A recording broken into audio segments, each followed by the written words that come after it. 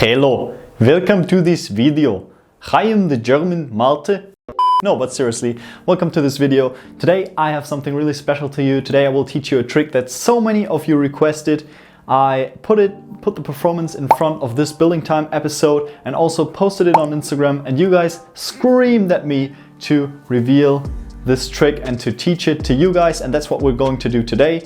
But first and foremost, this is my new YouTube upload schedule. If you didn't know it, and if that was the case, well, now you know when my new videos are going to go online. And let's go right into the performance for this trick, and this is what it's going to look like.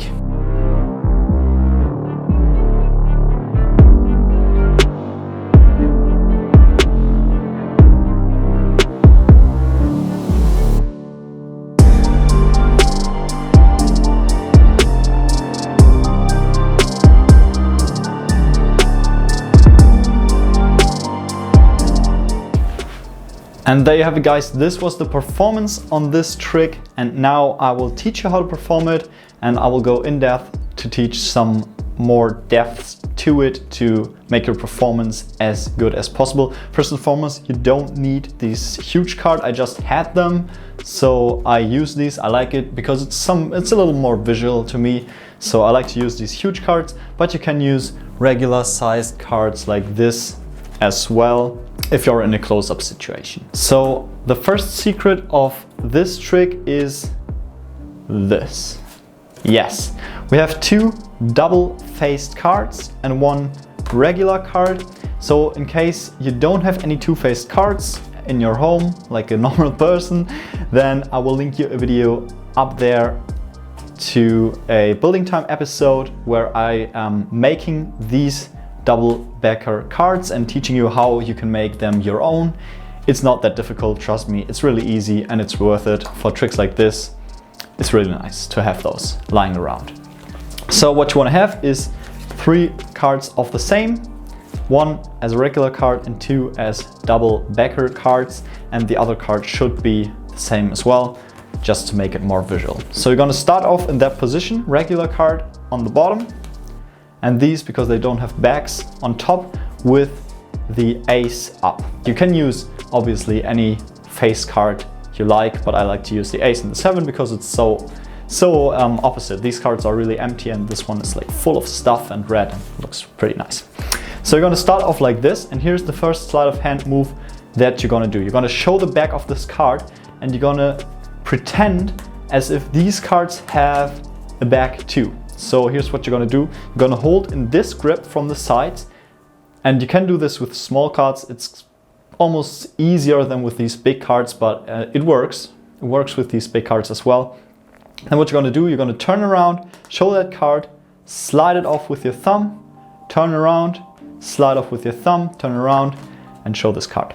What this makes the spectator believe is that all of these cards indeed have a back design and not only the bottom card. When you do this really fast and smoothly, no one will expect a thing.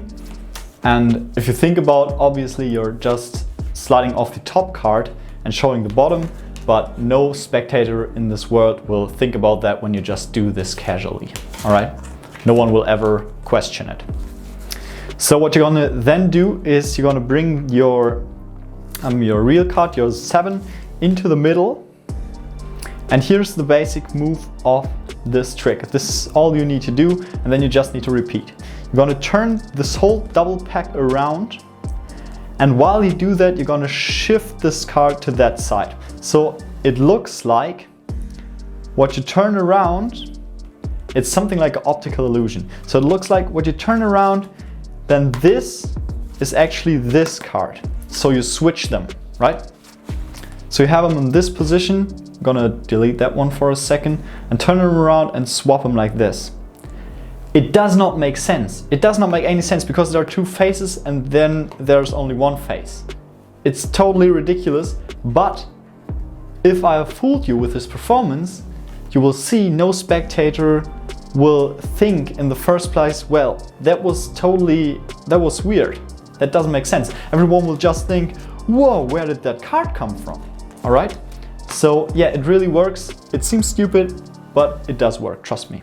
So turn around, switch these cards, And then you're gonna pretend as if that was the ace and rub it against here and come up with a story if you like, or just play music underneath as I did. And then you're gonna turn this around, and then you have 2 sevens. So here's where you go from there. Take your last ace, place it on top, and now you're in the same position as before. Turn around, do your switch once again, rub it against, or flick it, or do anything you like. Turn around, and you're left with 3 sevens. For a video, what I like to do is just drop them. Obviously, on my floor, they might turn around, so you do not want to do that in a real life performance. So what else you can do when you have small cards, you can just square them up, put them away. Easy as that. So what else you could do, you can turn them around, show the back design, and then put them away, but don't hand them out to the spectator. Don't do that, because obviously they will find out what's happened. But this is like a neat trick to do for a video or for on stage performance when you have big cards like this.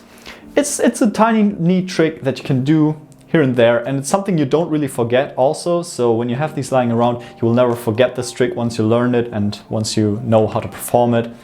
And yeah, because it's really just that one move, it's really just that switch move.